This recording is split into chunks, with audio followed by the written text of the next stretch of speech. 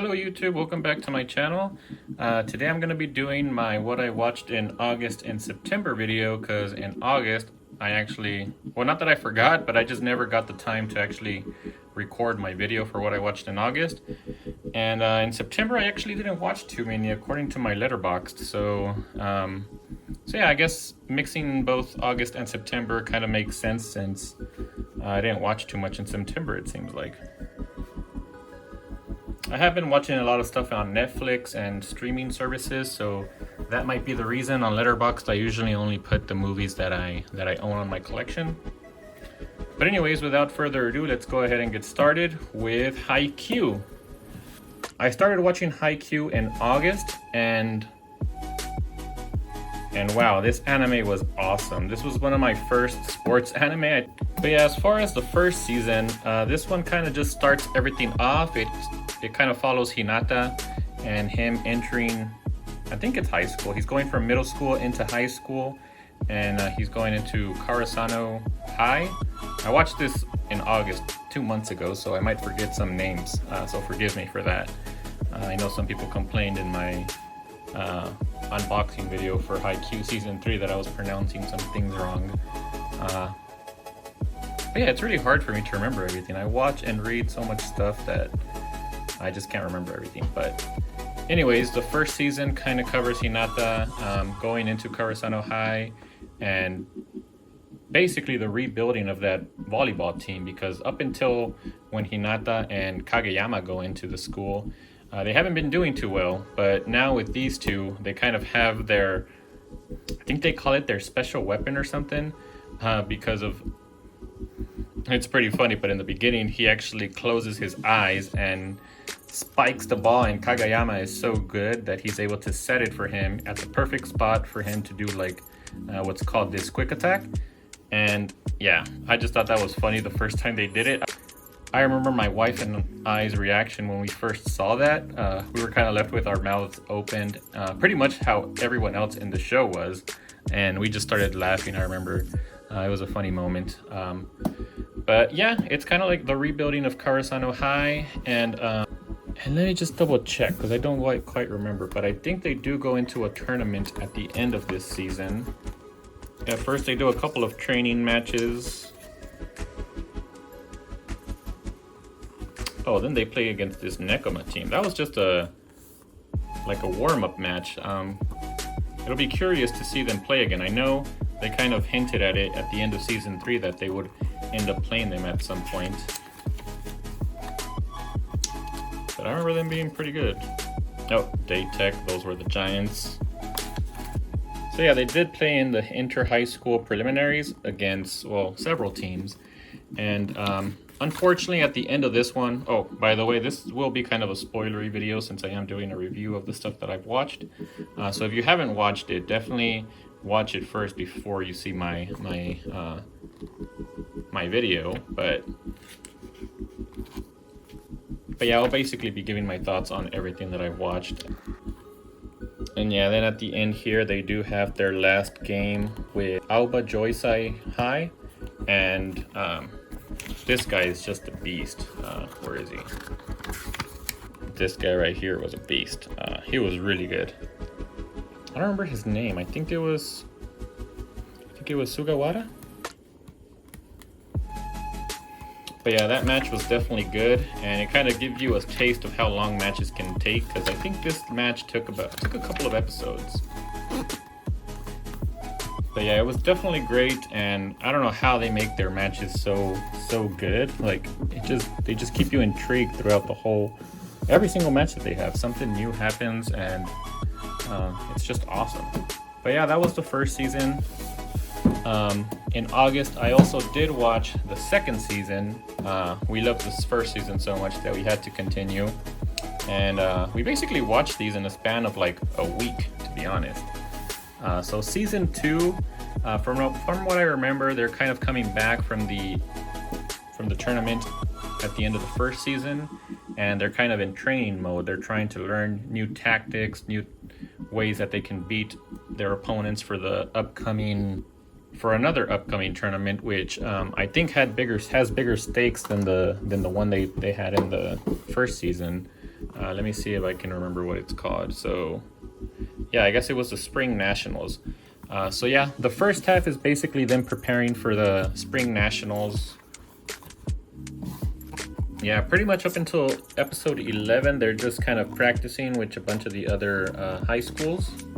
Which, to be honest, by the end of these practicing match, I kind of got a little bit burnt out watching so many practice games.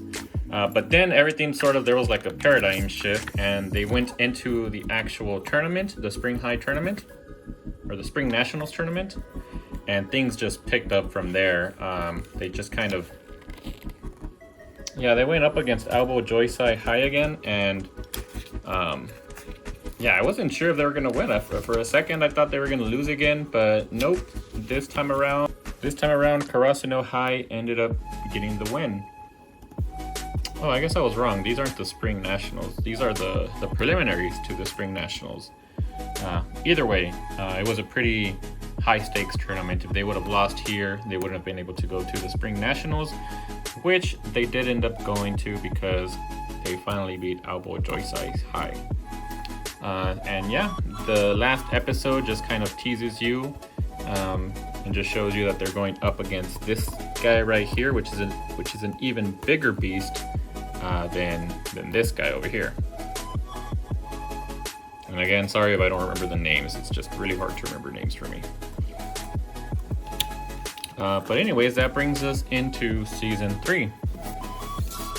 So season 3 was, I don't know how they did it, but they made a whole season out of that match between Karasuno High and Shiratorizawa High, and it was amazing. It was probably the best match up until this point, and just the fact that a whole season was made for that match just tells you how good it is. And yeah, I loved every second of it, and I guess for now I can't wait until the 4th season comes out, which I actually looked into it and I thought it seemed like they were making another series for Haikyuu. I think it was called something different. Let me know if you guys know anything about that. But yeah, I'm definitely excited to watch more, and if anything else comes out for Haikyuu, I'm definitely gonna watch it. I'd rate it about a 8.5 out of 10, just because of that second season. Sort of those practice games kind of did get me burnt out, but overall it still was amazing. I'd honestly say it's in my top 10 anime that I've watched so far. Alright, now going into some of the films. On August 2nd, I did watch The Hate You Give, and this one I watched a little bit soon after having watched Do the Right Thing, and I definitely noticed some similarities, although my wife and I definitely noticed that this was a little bit more mainstream and a little easier to watch.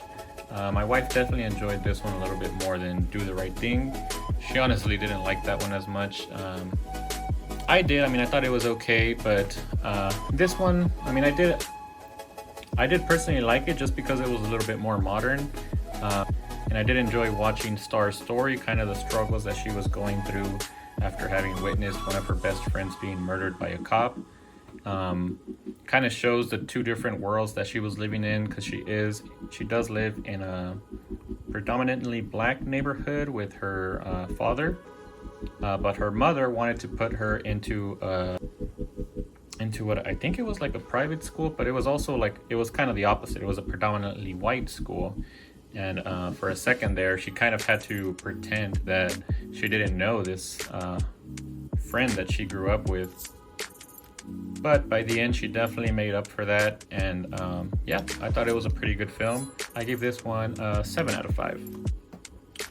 Alright, so the next two, I actually had a double feature one night when my sister was here visiting me. She had never seen these films, and my wife loves these, so she wanted to show them to her immediately, and we did, and she enjoyed them as well. And those are Maleficent 1 and 2. These are the Steelbook editions from Best Buy, which are pretty nice. I like these. I love the back of the first film. This one's also pretty nice. But as far as for the front, I think this one looks a little bit nicer. I love the white on black. But anyways, as far as the film goes, if you ask my wife, both of these would be 10 out of 10s. But I personally save those for like the best of the best, like those Inceptions or Interstellars. But I still thought it was really good, and I'd give this one about a 9 out of 10. I definitely think these are fun, rewatchable Disney films. Probably some of the best live-action Disney films out there. I know some of their more recent ones haven't been too popular, but these are definitely great, and if you haven't seen them, I definitely recommend for you to go watch them. Oh, and one more thing, the 4K transfer for these actually looks pretty good in my opinion. Especially like the first couple of minutes of the first film when they're in the moor, when it kind of shows Angelina Jolie as a kid. They spend a lot of time in the moor, and the visuals just look amazing there. And I can't end my review without talking about Angelina Jolie's performance. She did amazing in these two films. I don't think there could have been anybody else that would have done a better job than her, but she honestly was really good, and yeah, it was a good night with the family, and I'd recommend you guys watch it if you haven't. Alright, so this next film is Richard Jewell. I watched this one on August 31st, and this is another great film. I don't hear too many people talking about this one, but it is a Clint Eastwood film, and it's honestly one of the best ones that I've seen from Clint Eastwood. It basically tells the story of Richard Jewell, who was a security guard. He was one of the security guards during the Olympic Games back in 1996 for Atlanta Games. And he was the one who discovered a bomb there during the games, and he saved a bunch of people's lives. And as you're watching the film, you can kind of see how this guy is a really good guy. Even though he is a little weird, some of the things that come up while they're doing this investigation on him were a little weird, like something like out of character, I kind of feel like, for him. But yeah, in a turn of events, the FBI decide that they want to make him the prime suspect for being the one who actually put the bomb there in the first place. Which made no sense to us as viewers, and yeah, they kind of messed up both his and his mom's life there for a little bit. But if you haven't watched this one, this is another one that I would recommend, and I highly rated this one as well. I gave this one a 9 out of 10.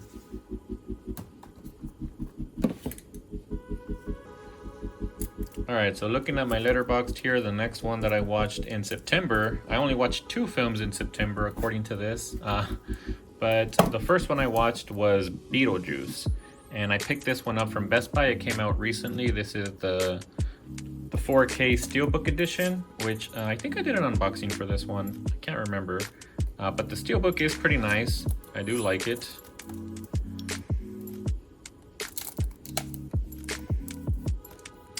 But as far as the film, I actually hadn't seen this one in years, since I was a kid. I remember watching this one actually a lot when I was a kid. But to be honest, it didn't quite hold up for me as well as I remembered it. I remember liking it a lot as a kid. But it definitely still was fun, and I enjoyed watching Michael Keaton's performance. He was similar to Angelina Jolie in Maleficent. I don't think there's anyone else who probably could have done a better job than him in this role. But I don't know, something just about the story, or I don't know what it was. Maybe it was just me having high expectations for it because of what I remember from it, watching it as a kid. But yeah, I just didn't quite enjoy it as much, and I ended up giving this one a 6 out of 10. Alright, and then the last movie that I watched on September 29th is Gemini Man. So this one, I had heard pretty mediocre things about it, but I wanted to pick this one up mainly because of the 4K transfer. I had heard from a lot of people on the 4K YouTuber side of things saying that the transfer was amazing, and because of the way it was shot, I think it was shot at like 60 frames per second or something like that. Let me see, did they talk about that here? No, but anyways, I just wanted to see for myself what the transfer looked like, and just so you guys know, my setup, I have an OLED TV, the 65-inch C8, and I watched this one. I recently picked up the Panasonic UDP-820 or UBP-820, one of those two. And yeah, I mean, I pretty much agree. The transfer, I watched it for the first time on my OLED, and I honestly think this is the best looking film that I have ever seen on my OLED. I did just purchase my Panasonic, so maybe it was the new Blu-ray player. I probably need to go back and watch some of my older 4K titles on my new 4K Blu-ray player, but just watching this one, I think it looked amazing on my TV. And then as far as the film, I didn't have high expectations because of everything that I heard, and due to the poor reviews, but I actually found myself enjoying it. Maybe it was because I had low expectations that I actually quite thoroughly enjoyed it, but yeah, I mean, if you guys also hadn't seen the film because you had heard bad reviews about it, I would suggest you guys give it a try and watch it for yourself and then come up with your own opinions, but yeah. I gave this one a 7 out of 10. The 4K transfer though, that's probably like a 10 out of 10. Alright, so that's everything that I watched this month, or these past 2 months, for my physical collection. I have also watched some stuff on Netflix. Recently I did watch Cobra Kai, and I actually enjoyed that one. I thought it was a pretty fun show.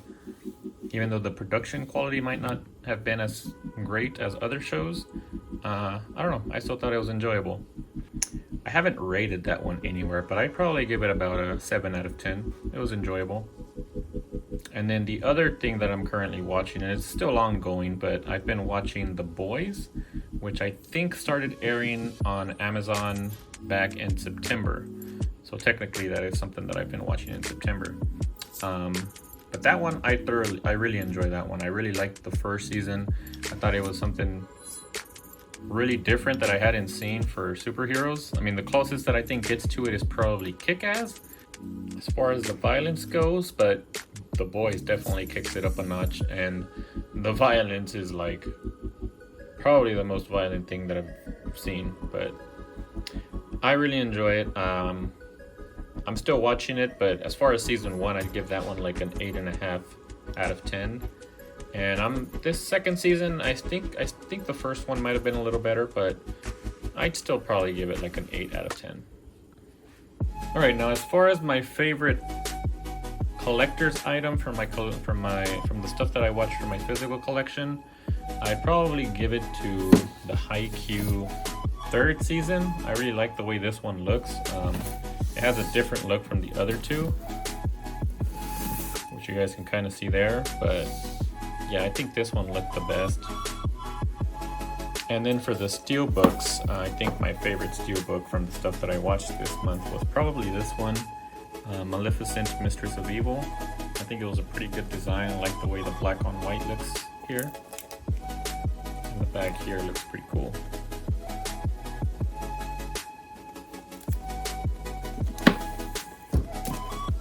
Alright, so I hope you guys enjoyed this video. Don't forget to like, subscribe, and I'll see you guys in the next video.